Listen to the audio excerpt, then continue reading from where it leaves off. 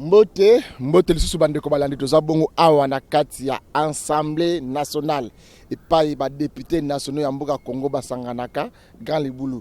Lelo toye ko sala nini awa. Toye balebi lelo ezali mukolo oyo ba député nationaux bazo sangana bango nyonso bazo lakisake bazo na kati ya union sacrée. Makaniso mokonzi mboka zwaka lelo nde ba député nyonso baza koloba ke biso nyonso toza sima mokonzi mboka na vision mokonzi mboka. Deuxième chose, c'est la ratification, il y a coopération. Dans les pays mususu, il y a paya na Congo, makambo est l'économie, ou est la douane. Ndi awa, ba écoute la loi wana lelo. Est-ce que ba ko retirer loi wana to ko tikala?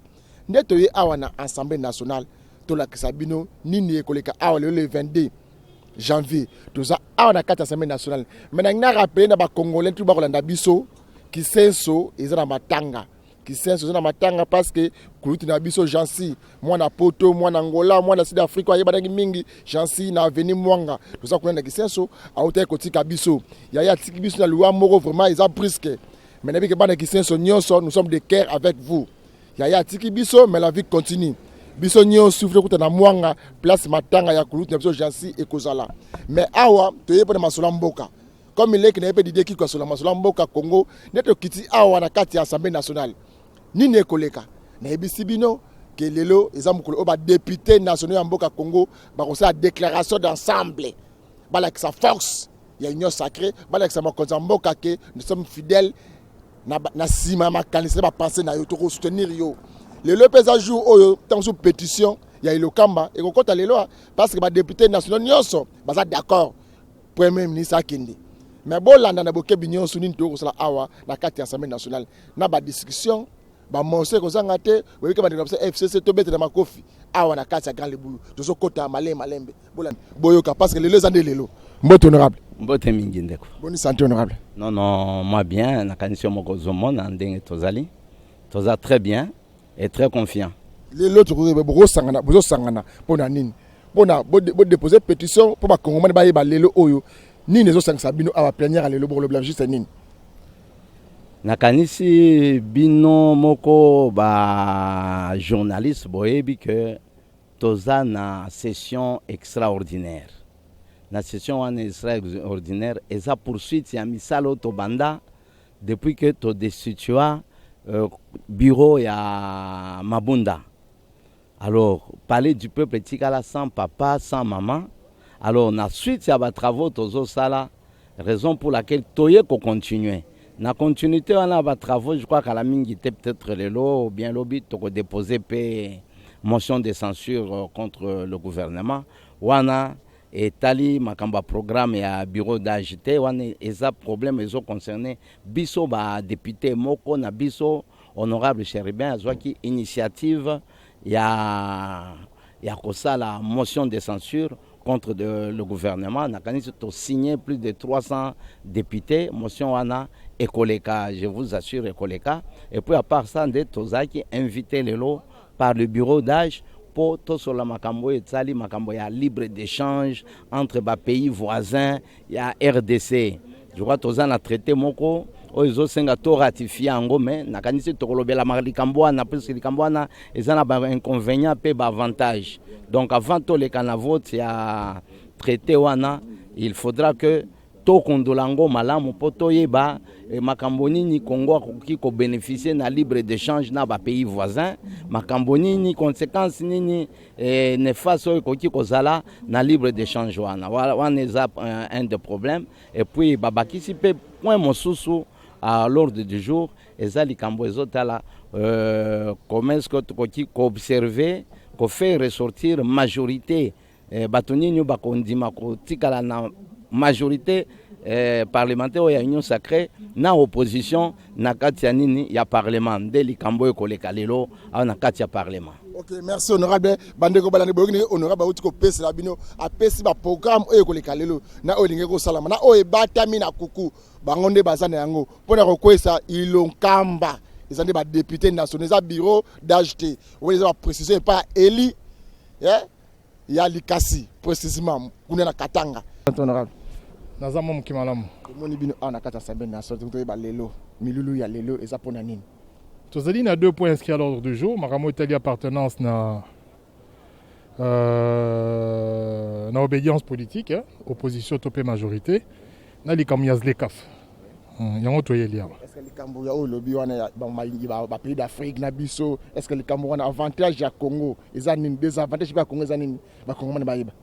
Bon, il faut bolanda ba débat, en tout cas tozali départagé, batonsu bazali contre, batonsu bazali pour. Dans les deux cas de figure, ba argument positif ezali, ba argument négatif ezali.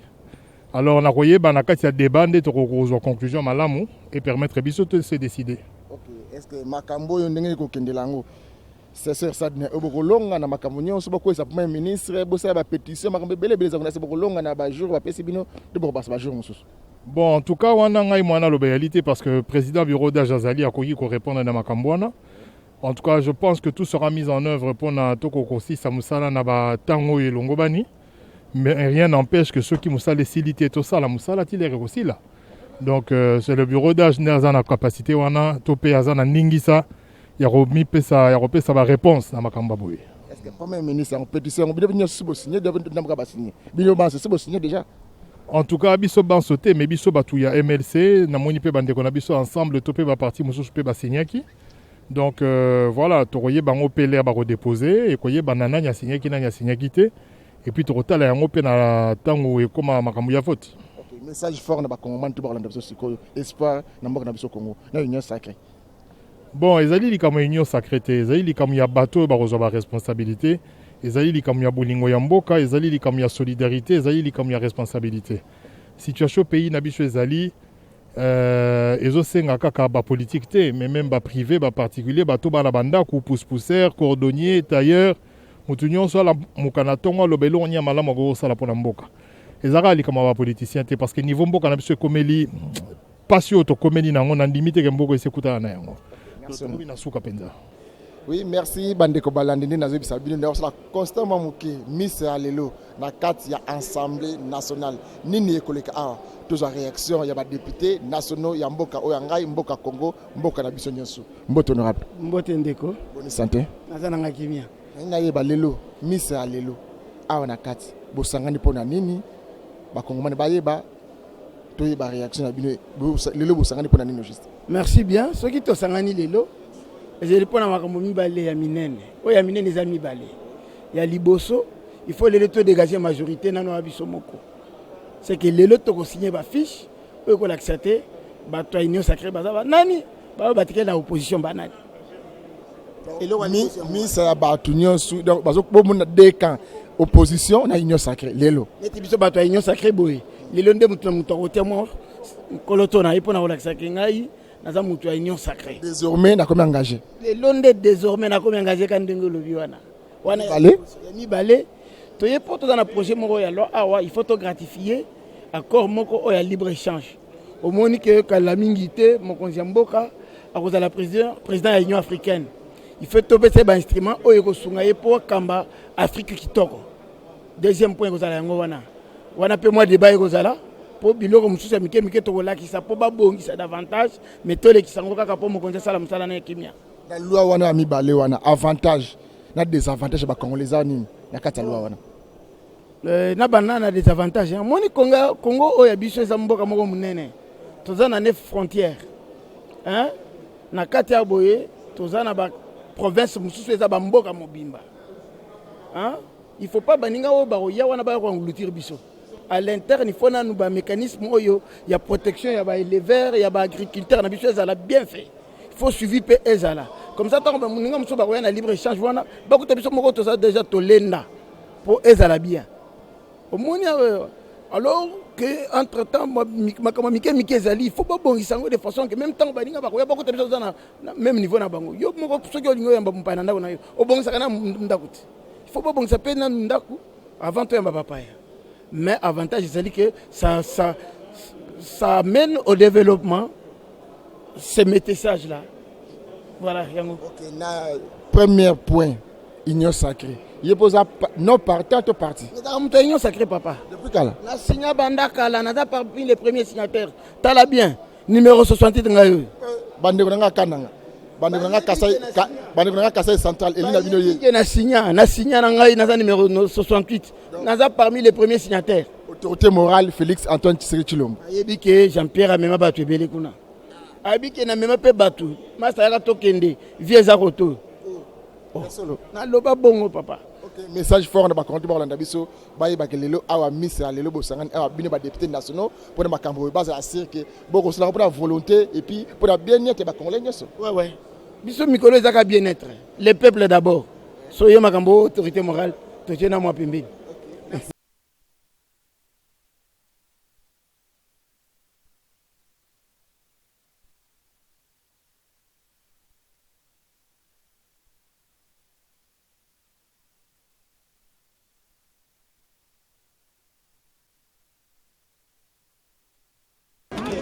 Les députés du Front commun pour le Congo viennent de quitter la salle.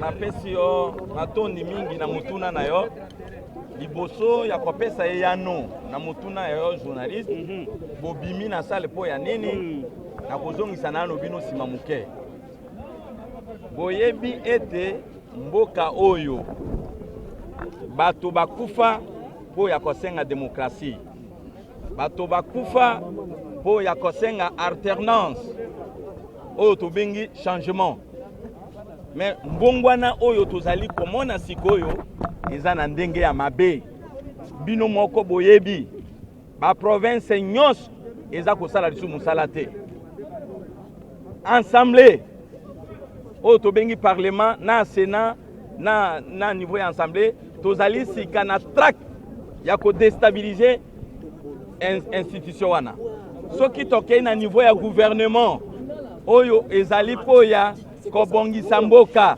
bino moko boyebi ete tosali sikoyo sanza misato eleki na conseil des ministres moko esalemi te elingi koloba nini pays ekufi ezongi nsima pays ezongi nsima e population oyo bino bosengaki mbongwana oyo ezali ya mabe po ya lelo tobimi po na nini bureau d'âge ezali bureau tokoki kobenga yango bureau ya juzi oyo akataki makambo kati ya ba député oyo baboyaki bureau oyo ezalaki dirigé na mama Mabunda yango lokola bureau nyonso ezalaki na kati ya iki na ba député wana nde baponaki bureau d'âge ezalaki po akata likambo entre bureau définitif na ba député baboyaki bango tokei na vote elongi balongoli ba bureau nyonso wana même bureau d'âge asengi na cour constitutionnelle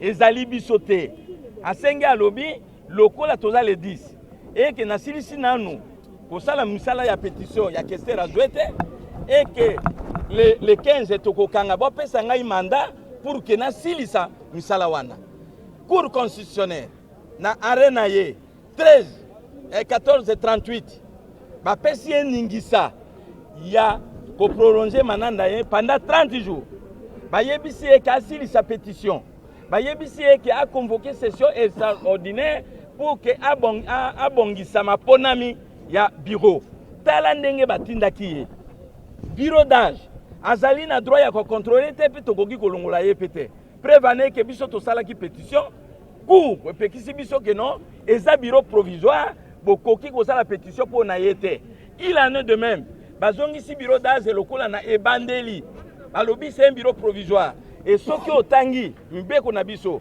règlement intérieur na article 13 na yango bureau d'âge aza na limite ya matière na ye akoki kokende en dehors oyo cour constitutionnelle apesaki ete cour constitutionnelle alobi bureau d'âge ayko fonctionner na régime ya article 114 et 116 ya constitution article 114 et 116 ya constitution elobi ke bureau provisoire azali na matière spécifique mais lelo oyo bureau provisoire aza na mandat ya ko légiférer te bureau provisoire aza na droit ya ko réceptionner une motion ya censure contre un gouvernement de la République oyo totelemisaki yango na bureau définitif na ba député te ngai na ko sambela gouvernement te gouvernement ekokende mais koki kokende na ba méthode oyo te soki tolingi ete bikolo mosusu batosa biso esengeli biso moko tomitosa tozali kokende sika na dictature oyo eleki meme na ntango ya kala oyo nakoki kotanga yango te elokola ye mbosa auti kuna alingi kodirige ensemble lokola boutique na ye. Honorable, et c'est ainsi que biso tobimi. Lokola bobimi bokozonga mokoloni non mais kozonga même na sikoyo tokoki kozonga. Kozonga eza na problème te. Problème ezali ke ye atosa mibeko. Problème ezali ke atosa mibeko. Merci.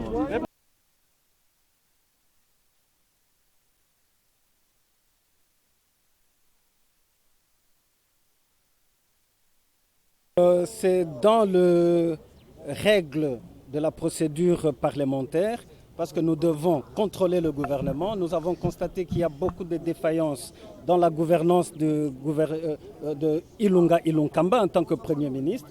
Voilà pourquoi nous avons, avec le devoir de redevabilité, initié cette motion de censure. Nous avions un peu obtempéré parce qu'il y avait invitation faite à son Excellence, Monsieur le Premier ministre Ilunga Ilunkamba, de pouvoir démissionner, mais il n'a pas démissionné. Voilà pourquoi nous nous disons d'aller avec cette logique jusqu'au bout. Donc aujourd'hui, nous confirmons que 301 signatures des honorables députés ont été réunies. Nous rappelons que la recevabilité est déjà de 1/4 des effectifs des députés nationaux, donc 125 signatures devraient déjà être couvertes. Et ça se prouve à suffisance qu'avec 301 signatures, la majorité de l'Assemblée nationale est pour cette motion de censure. Nous ne voulons pas anticiper la chose pour le moment. Nous venons de déposer tout en bonne règle. Le bureau de l'Assemblée nationale va saisir le Premier ministre et dans les 48 heures, il sera invité. Et c'est là que nous allons solennellement présenter la quintessence de cette motion de censure. Honorable Chéribin Okende, vous avez déposé motion de censure dans le bureau. C'est confirmé que tu as déposé motion de censure.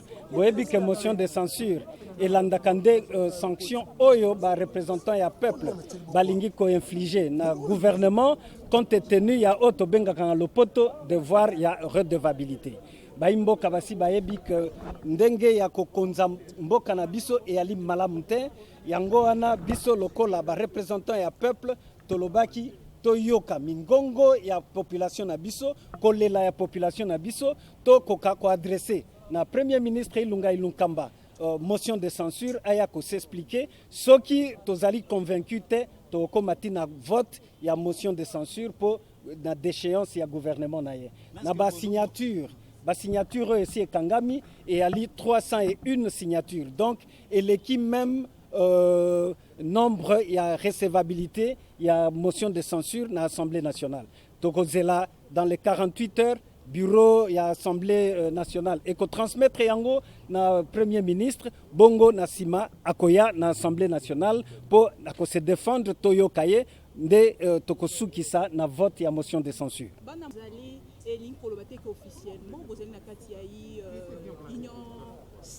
Ce n'est pas ça la question à poser maintenant. Nous sommes venus déposer la motion. Toyende ko déposer motion de censure, madame.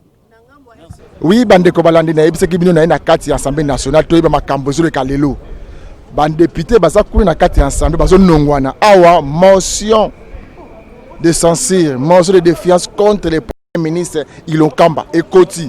Ba honorable Chéribin Okende yemoko akotisi kuna na bureau ba kotisi monsieur aya ko s'expliquer awa donc dans 48 heures tous là arrivé ya ministre na kati ya Assemblée nationale ndeto yaki awa to examiner réalité ya makambo zo le kalelo awa na kati ya Assemblée tous awa na bureau ya président Mboso bureau ya Assemblée nationale monsieur uti ko kota awa mokolo ya lelo le 22 tous vendredi bande ko na ngai oyo ezande ba réalité mboka na biso za direct de l'Assemblée nationale bo uti ko na réaction ya ba député FCC ba bimi libanda oyo motion de censure après ni nekoya bolanda na boke binyon so za brancher toujours na tokomo wapi bolia makamalam tozozo ka kuna na 4 to la ba réalité après vote il y a ba séance ba libre échange dans ma pays voisin na biso ba député ba voter loi wana ba ratifier yango ba voter ba longa nini ba bakisa nini bolanda toujours na boke binyosu tozo kota kuna na 4 to la makambo zo le kuna na 4 ya Assemblée nationale.